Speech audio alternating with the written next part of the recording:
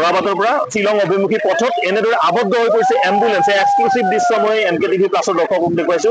এনেদৰে আবদ্ধ হৈ পৰিছে এম্বুলেন্স আৰু উদ্ধাৰ কৰাৰ প্ৰচেষ্টা চলাইছে স্থানীয় একাংশ লোকে। কেইবাগৰাকীও লোক আছিল তাতে।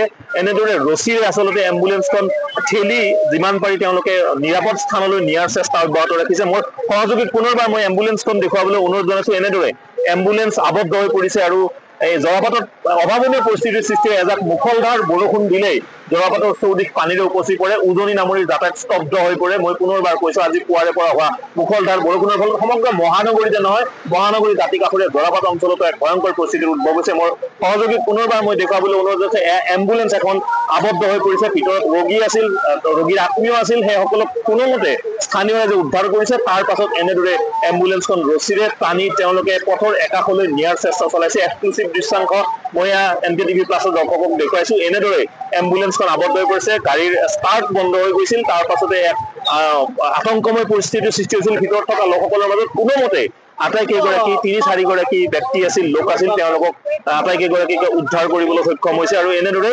এম্বুলেন্সখন তেওঁলোকে পথৰ একাষে নি নিৰাপদ স্থানলৈ নিয়াৰ চেষ্টা কৰিছে। মই NKTV প্লাছৰ দৰ্শকক জনাইছো, আচলতে পুৱাৰে পৰা হোৱা অভাৱনীয় বৰষুণৰ বাবে যোৰাবাটত এক ভয়ংকৰ পৰিস্থিতিৰ উদ্ভৱ হৈছে। সকলো ধৰণৰ যান বাহন আচলতে উজনি অসমৰ দিশৰ যান বাহন উৰণ সেতুৰ ওপৰেৰে যোৱাৰ ব্যৱস্থা কৰিছে যদিও, কিন্তু শ্বিলঙৰ দিশে যোৱা ৰাস্তা আৰু উজনি অসমৰ দিশে তললৈ যোৱা ৰাস্তা, উৰণ সেতুৰ তললৈ যোৱা ৰাস্তা সম্পূৰ্ণৰূপে বন্ধ।